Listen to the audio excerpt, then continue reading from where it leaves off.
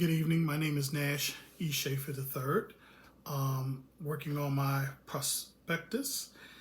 The title of my project is The Church Discipline and Restoration of a Pastor and Congregation Amid a Sexual Scandal Within the African American Church Community.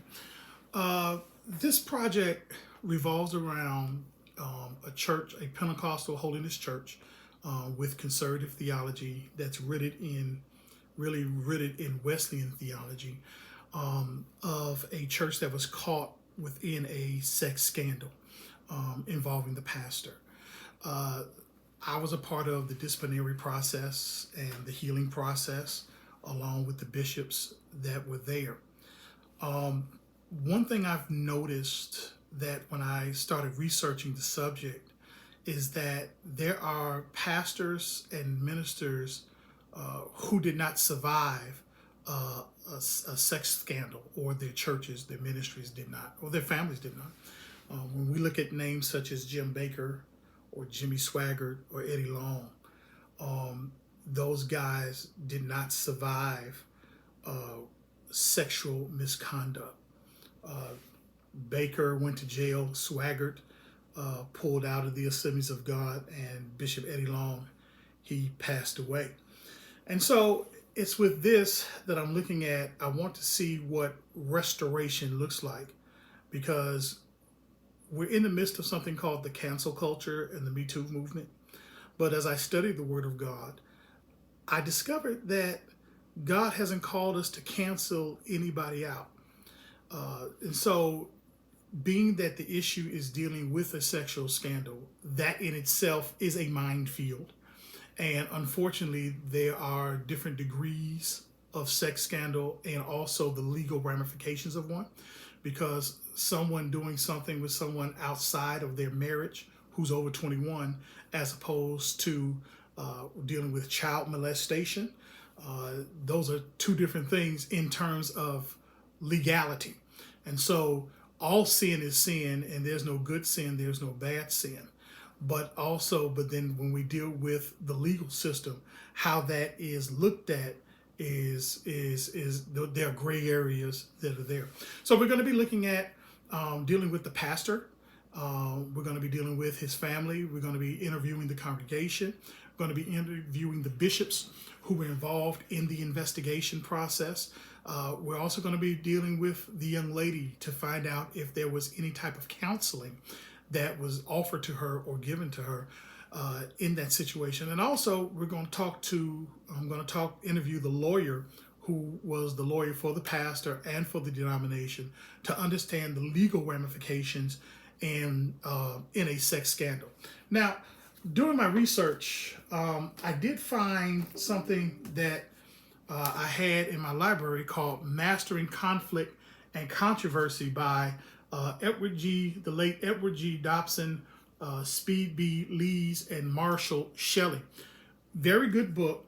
The only problem is that how a white church is ran and facilitates a scandal, and how they respond to it, or how an African American church deals with such a thing. And let's understand this: going into this type of subject, I'll be going into African American taboos as it relates to human sexuality. Not only that, dealing with the cultural nuances within the African American community as it relates to church.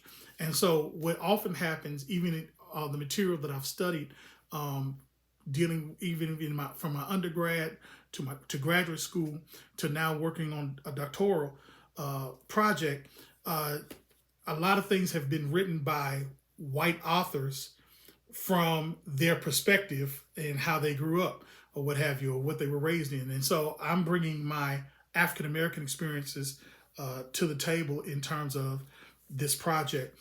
I did find some interesting material in terms of the dysfunctional and dealing with the theological construct, The Dysfunctional Church by William T. Jones Sr., African American Pastoral Care, the revised edition by Edward P. Wimberly, and also Slave Religion, the Invisible Institution in the Antebellum South. the interesting thing is that they do not touch on sexual misconduct of the minister the way Dobson did. And so we're going to be just exploring all those. It's going to be revolved around a lot of ethnography and also ethnography and methodology. Think of it dealing with, I think his name is Victor Kobel, Man's Search for Meaning, that when he studied the Holocaust and was going through the Holocaust, he really steeped himself into the narrative of the victims of the Holocaust, but not only the victims of the Holocaust, but those who were the cause of the Holocaust.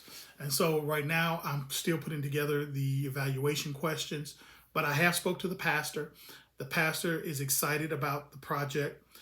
He gave me a green light. He, when we talked about it, he burst into tears and said, I've always wanted to share my story.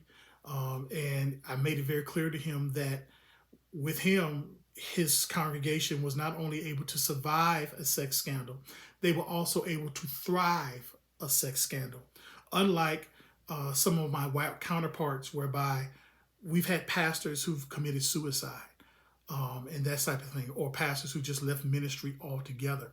And so we're going to be dealing with those subjects, and he's giving me access to his congregation to talk to them and everything, and to get the project done.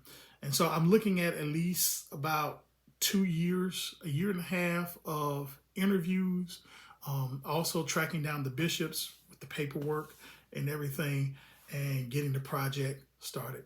I appreciate any input, any questions that you all have. I thank God for being part of this project. It's a real blessing. This is territory I've never been in, especially academically and everything. So I'd appreciate anything that you guys can offer. Thank you, and God bless you, and please pray for me.